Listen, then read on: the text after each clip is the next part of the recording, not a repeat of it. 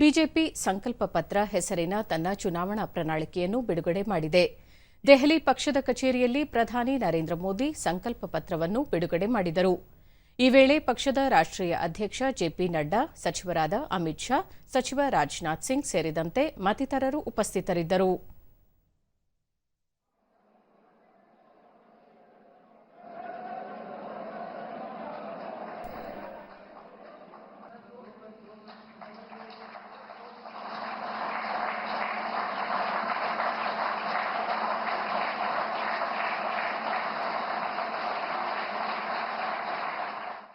हम जानते हैं कि आज ಬಳಿಕ ಜೆಪಿ ನಡ್ಡಾ ಕಳೆದ ಚುನಾವಣೆಯಲ್ಲಿ ಪಕ್ಷಕ್ಕೆ ಸ್ಪಷ್ಟ ಬಹುಮತ ದೊರೆತಿದ್ದರಿಂದ ಜಮ್ಮು ಕಾಶ್ಮೀರದಲ್ಲಿ 370 ವಿಧಿಯನ್ನು ರದ್ದುಪಡಿಸಲು ಸಾಧ್ಯವಾಯಿತು ಎಂದು ತಿಳಿಸಿದರು. पार्टी और शुरू में जनसंघ काल से लेकर यह वैचारिक अधिष्ठान आइडियोलॉजिकल बेस्ड पार्टी होने के नाते एक विचारों को लगातार आगे बढ़ाते हुए उस वैचारिक अधिष्ठान की यात्रा में हम सब लोग सम्मिलित हैं और हर बार जब चुनाव आता है तो उसी वैचारिक यात्रा को आगे बढ़ाने का क्रम हम सब लोगों ने किया है और उसको आगे बढ़ाया है.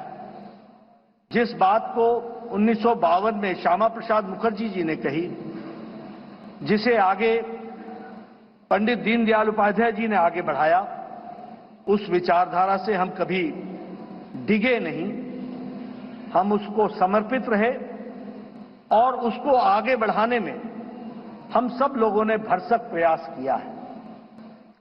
देश के सामने ಪ್ರಧಾನಿ ನರೇಂದ್ರ ಮೋದಿ ವಯಸ್ಸಾದವರು ತಮ್ಮ ಆರೋಗ್ಯ ಸಮಸ್ಯೆಯ ಸಂದರ್ಭದಲ್ಲಿ ಚಿಕಿತ್ಸೆಗೆ ಹೇಗೆ ಖರ್ಚು ಮಾಡುವುದು ಎಂದು ಚಿಂತಿಸುತ್ತಿರುತ್ತಾರೆ.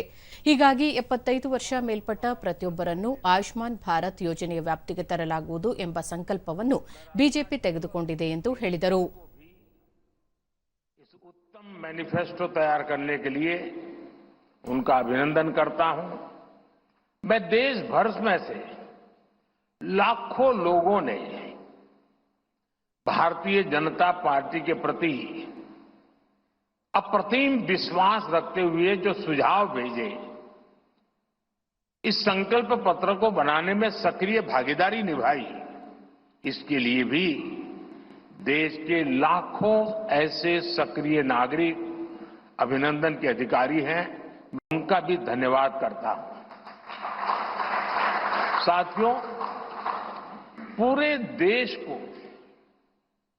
भाजपा के संकल्प पत्र का बहुत इंतजार रहता है और इसका एक बड़ा कारण है. 10 वर्षों में भाजपा ने अपने संकल्प पत्र के हर बिंदु को गारंटी के रूप में जमीन पर उतारा है.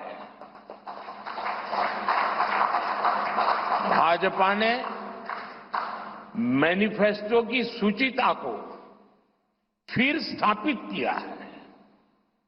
ये संकल्प पत्र विकसित भारत के 4 मजबूत स्तंभ युवा शक्ति, नारी शक्ति, गरीब, किसान, इन सभी को सशक्त करता है.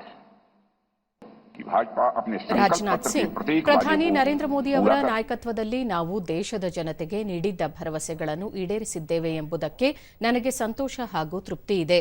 ತನ್ನ ಸಂಕಲ್ಪ ಪತ್ರದ ಮೂಲಕ ಬಿಜೆಪಿ ಸ್ವಾಭಿಮಾನ ಮತ್ತು ಸಮರ್ಥ ಭಾರತದ ಮಾರ್ಗಸೂಚಿಯ ಜೊತೆಗೆ ಸರ್ವರ ಕಲ್ಯಾಣ ಮತ್ತು ಅಭಿವೃದ್ಧಿಯ ಬದ್ಧತೆಯನ್ನು ಪ್ರಸ್ತುತಪಡಿಸುತ್ತದೆ ಎಂದರು.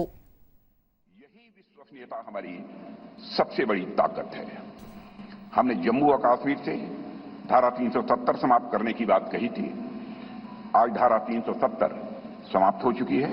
हमने महिलाओं के लिए विधायी संस्थाओं में 33% आरक्षण की बात की थी. प्रधानमंत्री मोदी जी की प्रेरणा से नए संसद भवन का उद्घाटन होते ही पहला कानून नारी शक्ति बंधन अधिनियम के रूप में देश के सामने आया है.